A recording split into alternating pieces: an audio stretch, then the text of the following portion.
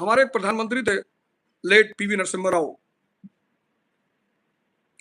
उनको जज कर पाना मतलब उनको जज कर पाना असंभव था। वो व्यक्ति बोलता ही नहीं था। शानदार प्रधानमंत्री, भारत के शानदार प्रधानमंत्रियों से एक।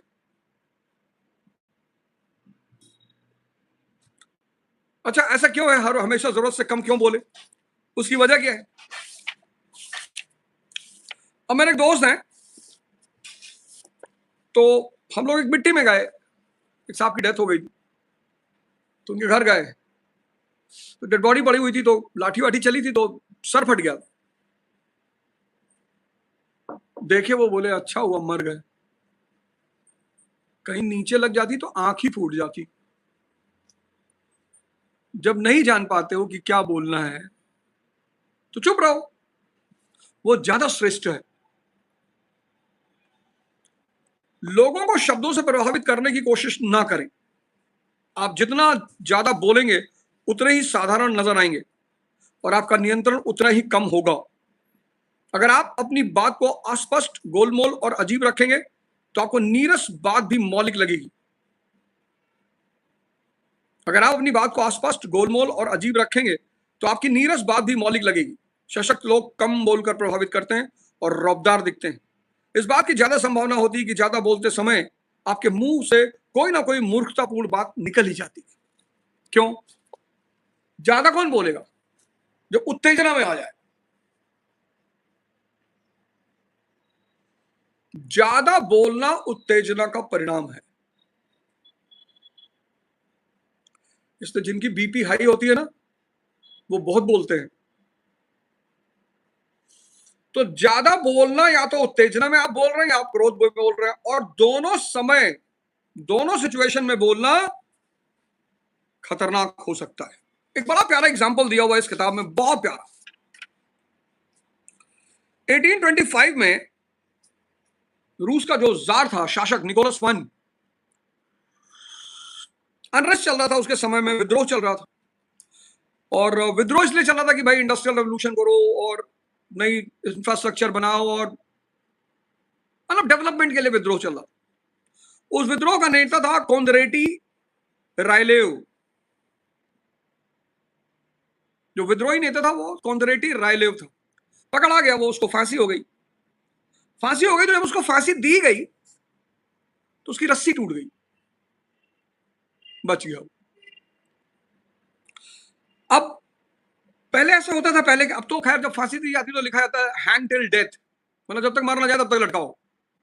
तो अब रस्सी टूट जाएगी तो दोबारा रस्सी जोड़ के लटकाएंगे। लेकिन पहले जमाने में ऐसा होता था कि अगर रस्सी टूट गई या कोई ऐसी दुर्घटना घट गई तो उसे दैवीय संकेत माना जाता था कि भगवान की मर्जी, भाई इसको मत मारो। जब रस्सी टूट गई और कोंदरेटी रेलेव बच गया तो उसने कहा, भीड़ से चिल्लाकर कहा, तुम लोगों ने देखा, रूस वाले कोई भी काम ठीक तरह से नहीं कर सकते, उन्हें तो रस्सी बनानी भी नहीं आती। बच गए थे, चुपचाप घर चले जाते, भगवान को धन्यवाद देते। एक संदेशवाहक तत्काल यह खबर लेकर सम्राट के पास गया कि मृत्युदंड नहीं दिया जा सका। इस निराशाजनक खबर से चिंतित होने के बावजूद निकोलस प्रथम विद्रोही नेता रायलेव से माफीनामे पर हस्ताक्षर करने लगा कि भाई माफ कर दो, हमसे गलती हो गई। लेकिन तभी उन्होंने संदेशवाहक से पूछा कि क्या इस घटना के बाद रायलेव ने कुछ कहा था? उसने कहा, हाँ कहा तो था। कहा, क्या कहा था? उसने कहा कि रूस वालों को तो रस्सी बनानी भी नहीं आती है। सम्राट ने माफीनामे को फाड़ते हुए कहा, अगर ऐसी बात है तो हम उसकी बात को गलत साबित करके दिखा देंगे। अगले दिन रायलेव को दोबारा फांसी के फंदे पर लटकाया गया और इस बार रस्सी नहीं टूटी। अति का भला न बोलना, अति की भली न चूप, अति का भला न गर्जना, अति की भली न धूप, अति का भला न बरसना, अति की भली न। अति किसी भी चीज की गलत है।